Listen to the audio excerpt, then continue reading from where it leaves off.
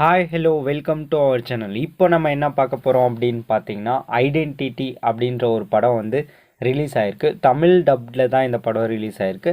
இந்த படத்தோட review and ரேட்டிங்கை வந்து இந்த வீடியோவில் ஃபுல் டீட்டெயிலாக பார்க்கலாம். வாங்க வீடியோக்குள்ளே போகலாம். இந்த படத்தில் Tovino Thomas, Vinay sir, Trisha ma'am இவங்க எல்லாருமே வந்து ஒரு முக்கியமான ரோலில் வந்து இந்த படத்தில் நடிச்சிருக்காங்க. இந்த படத்தோட கதை என்ன அப்படின்னு கேட்டிங்கன்னா, பொண்ணுங்களை வீடியோ எடுத்து பிளாக்மெயில் பண்ணுற ஒரு கேங் இருக்குது. அந்த கேங்கில் ஒருத்தனை வந்து கொன்னுடுறாங்க, எரித்து கொன்னுடுறாங்க. அதை வந்து த்ரிஷா மேம் பார்த்துறாங்க. பார்த்ததுக்கப்புறம் வந்து அவங்களுக்கு ஒரு ஒரு ஆக்சிடெண்ட் ஆகிடுது. ஆக்சிடெண்ட்டில் தலையில் அடிப்பட்டதால் அவங்களுக்கு வந்து ஃபேஸ் மட்டும் எந்த ஃபேஸும் ஞாபகம் இருக்காது. இதை கண்டுபிடிக்கிறதுக்காக ஆக்சிடெண்ட் பண்ணது யார் என்னன்னு கண்டுபிடிக்கிறதுக்காக வினய் சார் வருவார். வினய் சார் வந்ததுக்கப்புறம் வந்து டொவினோ தாமஸ் சாரும் இந்த இன்வெஸ்டிகேஷனுக்குள்ளே வராரு. வந்ததுக்கப்புறம் 3 பேரும் ஒன்றா ட்ராவல் பண்ணுவாங்க. ட்ராவல் பண்ணதுக்கப்புறமா இந்த கதையில் வந்து உண்மையான வில்லன் யார், டொவினோ தாமஸ் யார், வினய் வில்லனா ஹீரோவா, 2 பேர் என்ன பண்ணாங்க, இவங்க என்ன ஆச்சு, ஏதாச்சு, அந்த வீடியோ இருக்கிற கேங் யார், இதெல்லாம் கண்டுபிடிச்சி என்ன பண்ணாங்க அப்படின்ற கேள்விக்கான எல்லா கேள்விகளுக்கும் பதில் என்ன அப்படின்னு கேட்டிங்கன்னா இந்த படத்தோட கதை தான். இந்த படத்தை பார்க்கும்போது ஃபர்ஸ்ட் ஆஃப் ஃபுல்லாக இன்வெஸ்டிகேஷன்லேயே போயிட்டுருக்கோம். இவன் வில்லனா இவன் ஹீரோவா அப்படின்ற ஒரே கன்ஃபியூஷனில் தான் இந்த ஃபர்ஸ்ட் ஆஃப் ஃபுல்லாக செம்ம த்ரில்லராக போயிட்டுருக்கோம். ஆனால் செகண்ட் ஹாஃபில் செம்ம ட்விஸ்ட் இருக்கும். டொவினோ தாமஸ் யாருங்கிறதே ஒரு ட்விஸ்ட்டாக வச்சுருப்பாங்க. அந்த சீன் வந்து செம்மையாக இருந்தது. அப்புறம் செகண்ட் ஹாஃபில் வந்து நிறைய ஃப்ளைட் சீன்ஸ் தான் அதிகமாக வரும்.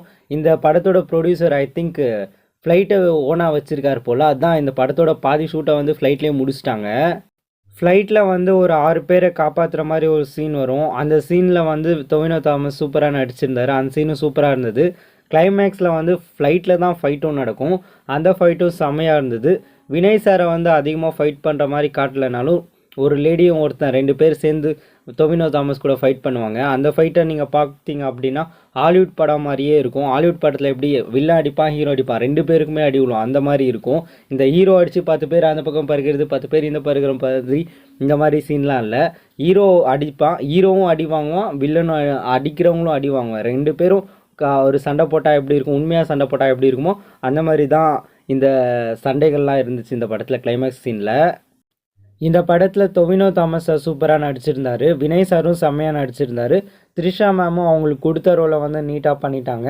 இந்த படத்தில் வந்து லவ் சீனா அந்த சீனா அந்த மாதிரிலாம் எதுவுமே கிடையாது. இந்த த்ரிஷா மேம் போர்ஷன் வந்து ஐடென்டிட்டி, இவங்களை கண்டுபிடிச்சி இவங்க தான் சொல்கிறது தான் இவங்களோட வேலை. ஸோ அது ரொம்ப பாராட்ட வேண்டிய ஒரு விஷயந்தான். இந்த படத்தோட கிளைமேக்ஸில் வந்து ஹீரோக்கும் வில்லனுக்கும் வந்து இன்னும் கொஞ்சம் பயங்கரமாக சண்டை வச்சுருக்கலாம் அப்படின்னு தான் எனக்கு தோணுச்சு. ஃபர்ஸ்ட் ஹாப்பை பற்றி சொல்லணும் அப்படின்னா ஒரே கன்ஃபியூஷனாக த்ரில்லராக தான் போயிட்டுருக்கோம். என்னடா இது ஒன்றுமே புரியலன்ற மாதிரி தான் இருக்கும். ஆனால் செகண்ட் ஹாப் பார்த்தீங்கன்னா உங்களுக்கு கிளியராக புரிஞ்சிடும். ஓ இதுனா தான் இப்படியா இப்படிங்கிறதெல்லாம் கிளியர் கட்டாக உங்களுக்கு புரிஞ்சிடும்.